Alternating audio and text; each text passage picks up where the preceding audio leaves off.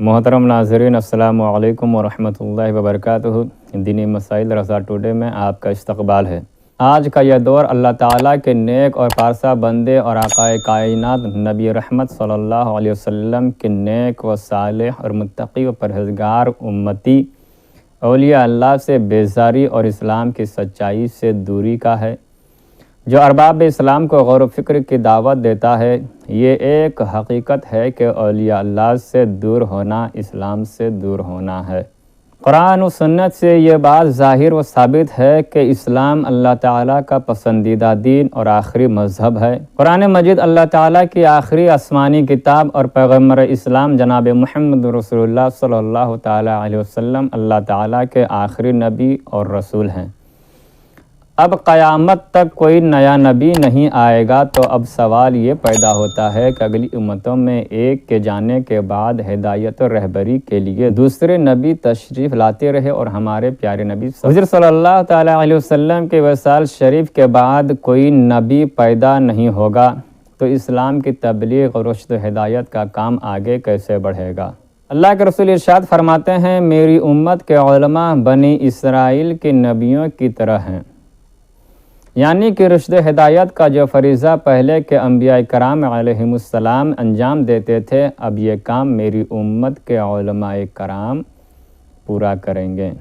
اللہ کے ولی جس راہ سے گزرے، اسلام کی خوبیوں سے آگاہی دیتے گئے اور ایمان کے نور سے اندھیرے قلوب کو منور و مجلہ کرتے گئے، انہی اولیاء کرام میں سے ایک ہمارے خواجہ ہند کے راجہ خواجہ معین الدین چشتی اجمیری رحمۃ اللہ علیہ ہیں۔ ہمارے خواجہ غریب نواز رضی اللہ تعالی عنہ جب دہلی سے اجمیر کے لیے روانہ ہوئے اور راجستھان کی پہاڑیوں اور جنگلوں کے درمیان سفر جاری تھا، اسی اثناء میں جنگلوں کے بیچ پرتھوی راج کی فوج سے شکست و ہار سے دوچار سلطان شہاب الدین غوری کے لشکر کا ایک سپاہی حیران و پریشان تنہا راجستھان کے جنگلوں میں بھٹک رہا تھا۔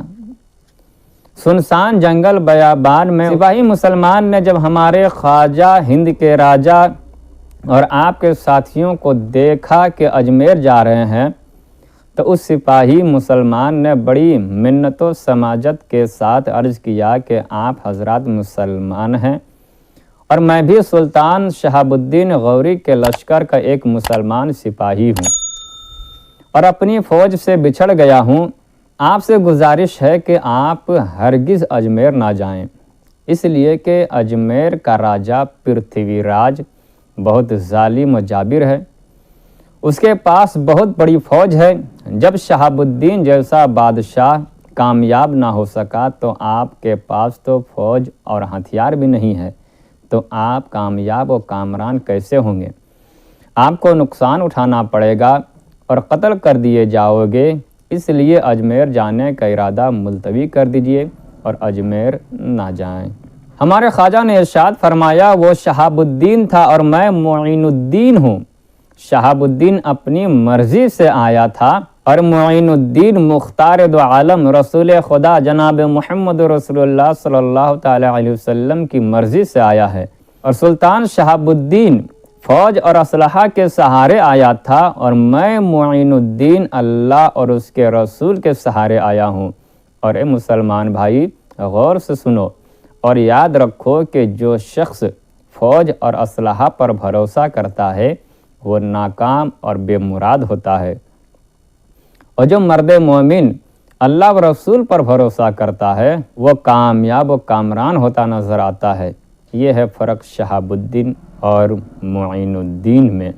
ہادی ہندوستان ہمارے پیارے خواجہ غریب نواز رضی اللہ تعالی عنہ سفر مسلسل کرتے ہوئے دشوار گزار راہوں سے گزرتے ہوئے 40 درویشوں کے قافلے کے ہمراہ پہلا قدم اجمیر کی دھرتی پر رکھا۔ غریب نواز کے کرامات میں سے میں نے ایک کرامت آپ کے سماعتوں کے حوالے کیا، امید ہے کہ آپ لوگوں کو پسند آیا ہوگا۔ السلام علیکم۔